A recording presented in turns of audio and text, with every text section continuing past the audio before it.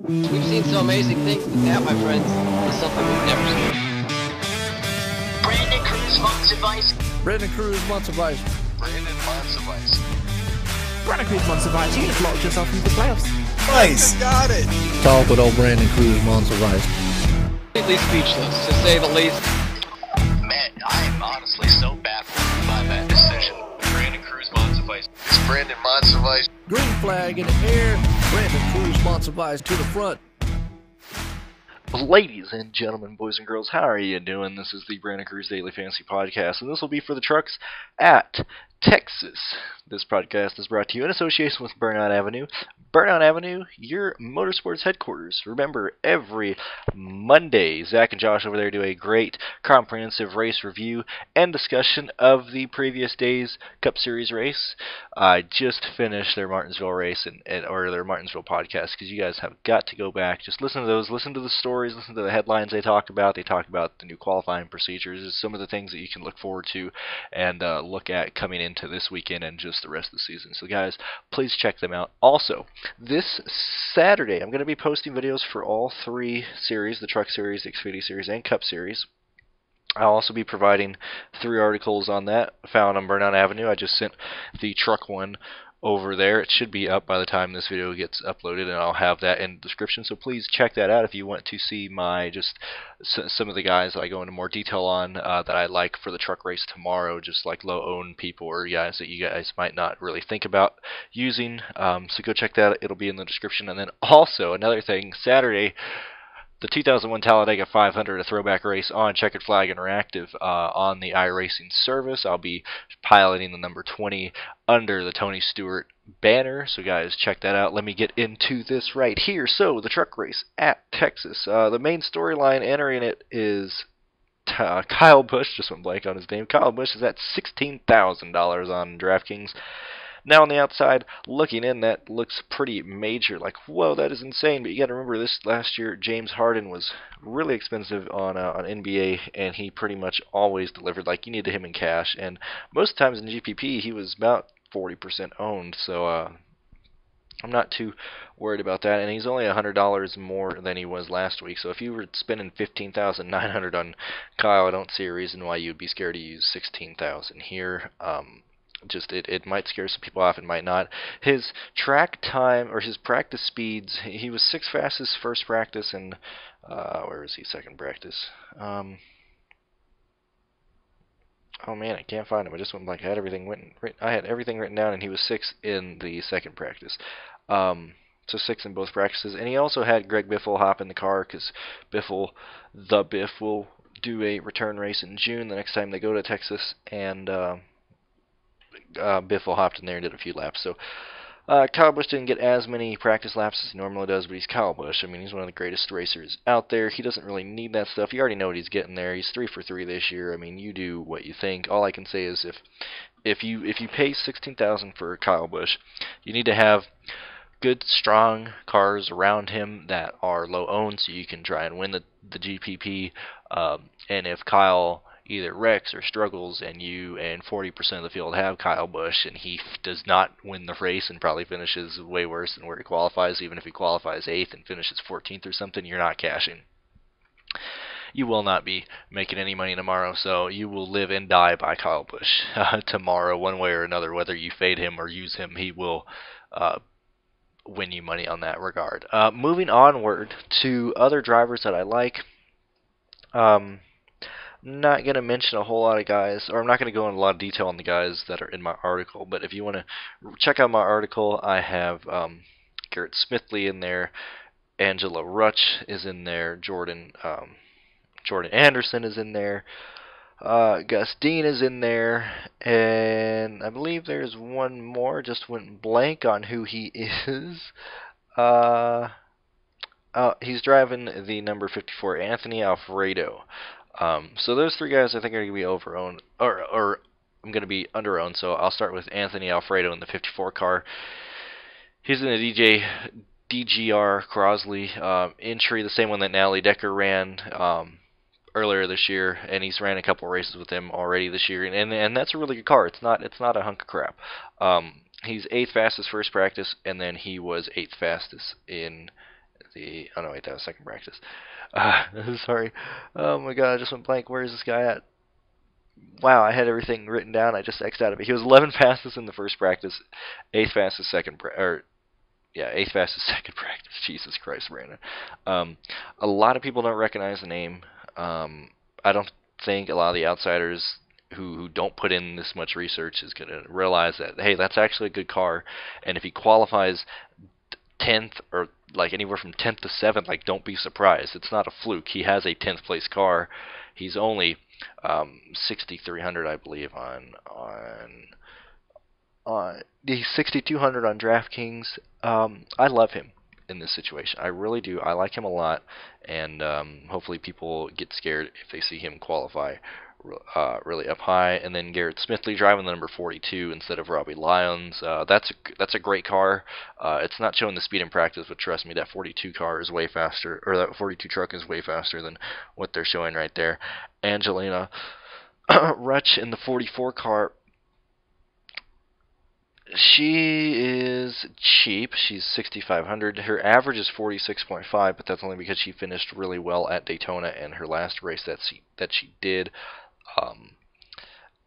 I personally think she's going to be really low owned because two reasons. One, people don't know who she is, and two, a lot of people in race in general aren't a huge fan of female drivers. And I can understand why you say that, but a lot of people don't like female drivers. They think they're going to wreck. They think they're not going to do well.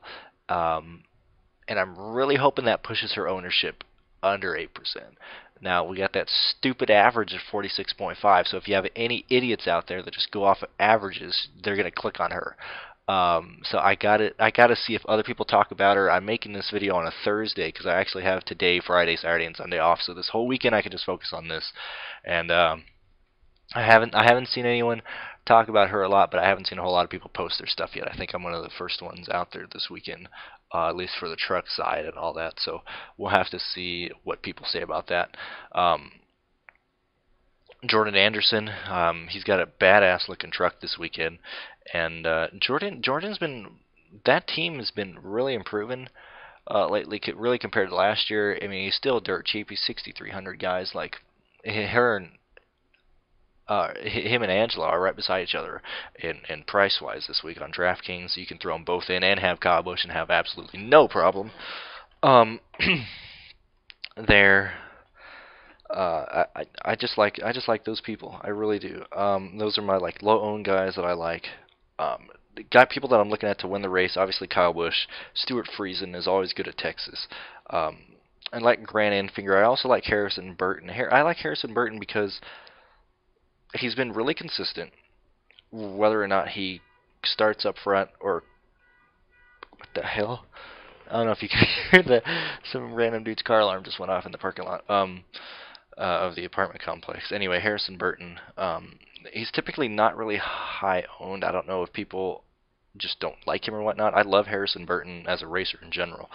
I like Harrison Burton. Hopefully he shows up. Todd Gilliland as well. That's a crapshoot right there. He has had so much negative media coverage on him because Kyle Busch told him he needs to get better, otherwise his career is going to be over. He said that like two races ago. I thought that was hilarious, and then he ends up finishing 15th last week. So if Kyle has any say in that, he's going to fire Todd Gilliland at this point. And really, anytime they talk about Todd Gilliland on the broadcast, it's because he's done something stupid or he's raced bad or something. So I like Todd Gilliland based on a low ownership percentage there. And then I don't know why Brennan Poole is $8,300 on DraftKings. He doesn't have that big of an upgrade this week in the car. I don't understand this. He gained $1,000 this week. Why is Brennan Poole $8,300 on DraftKings? Just because everyone has been using him? I don't got that. So if people are using him, don't just because he has a 40%. I think he was like 40% owned last week at Martinsville. Just because he's at 40% owned in the $8 GPP in Martinsville, you don't bump him up $1,000 because all those people got screwed last week. He finished 29th. He didn't do anything. 40% of the field was dead on arrival if you had Brennan Poole last week. I don't understand this increase. He hasn't shown the speed for that increase. I just don't understand. No one will own Brandon Poole this week. He's too expensive and he doesn't have that good of a ride. That's just so freaking weird. And then Gus Dean, I like Gus Dean a lot just because he has shown. I know he's a good racer. I like Gus Dean from the ARCA series. He's had some bad luck this year, and you just can't help that right now. So Gus Dean is also one that I'm looking at. Sheldon Creed is hilarious because everyone thinks he's another Ricky Stenhouse. Sheldon Creed's a badass driver, man. He was kick-ass in the Lucas Oil Off-Road Racing Series, and anyone who can drive trophy trucks is good in my books. And he drives like he's driving a trophy truck. Don't get me wrong. He's come from dirt, come from dirt to asphalt in the truck series. I mean, that's where you learn how to maintain your tires, how not to spin them and everything. So Creed is just learning how to drive. Creed is not a bad driver. A lot of people don't like Creed for some reason. Creed starts. Let's see, where was Creed in times? I know he was 10th fastest second practice. Where was he in first practice? He was 6th first practice, 10th final practice. I mean, he has a top 10 car, and Sheldon Creed usually doesn't carry that much ownership, and he's only $8,000. Hell, you can get a guy that can actually show up and race over Brandon Poole, who's more expensive. So I like Sheldon Creed there. The other guys, I like Joe Nemechek as well, just because he's front row Joe. And a lot of people don't pick Joe Nemechek even back when he was in the Xfinity Series last year. I like Joe Nemechek as a very, very low owned punt. I just have to see where he qualifies. Timmy Hill's interesting as well because he's yet again in his own. I think is he in his own right again this week? I could be incorrect. I'd have to see if he's in the 53 or the 87. I actually don't have that up right now. Let me see right fast. If he's in his own car, I like Timmy Hill. If he's racing for another guy, I don't like him.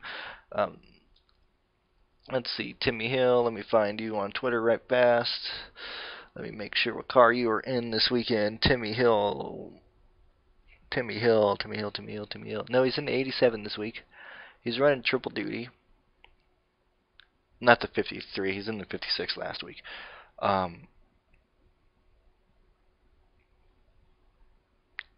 The next time he'll run his own car will be in Dover. So he's in an 87 this week. I got to see what the car looks like in qualifying tomorrow because yet again they didn't broadcast this stupid stuff. I'm sure it's on NASCAR.com, but I'm not sitting through all that, dude. I'll just look everything up. I have to see if they actually have sponsorships and how his car looks before I either roster or don't roster Timmy Hill tomorrow. But that's basically my look at the trucks. The trucks should be the best race this weekend from a fan perspective. Then the Xfinity, the Cup Series is gonna freaking suck. That's gonna be just dog crap. Because it's such a single groove racetrack. So yeah, if you want to watch a good race tomorrow, watch it tomorrow. If you guys have any questions or anything, please reach out to me on Twitter, comment on this video, ask me whatever you got. I am here to help you guys out. My PayPal is in the description if you guys would like to donate and continue to keep this show going, continue to show that you actually care about me yapping on this, because I get views, I get likes, but if you would like to donate, I really appreciate that. Thank you guys so much for listening. Yet again, check out Burnout Avenue. Link is in the description for my article. Follow them on Twitter. They promote my stuff. I promote their stuff. They have a great podcast. I have a great podcast. It's a fantastic relationship. And Checker Flag Interactive Saturday. I'll be racing in that. I don't do a whole lot of I used to do a lot of leagues on iRacing. I've been sponsored on iRacing. I've carried multiple companies over the years. Got multiple broadcasted wins. I just haven't had the time to do a complete series, so I just do big events, and since I'm doing this, I'm using that as a platform to advertise myself on there, so I thought I'd give that back to CFI, so please check that out. That race will also be in the description for here. I will also talk about that in tomorrow's Xfinity video. It'll just be on the bottom in case you guys want to watch the race after the Xfinity Series race, and just whatever. If you guys want to watch sim racing in old school, all custom paint schemes to 2001, check that out. Until tomorrow, guys, I am Brandon Cruz, and I will check you guys out later. Don't get married to your money, and enjoy the truck race. Enjoy the truck race tomorrow. Good Lord, I am doing terrible today. Thank you for listening.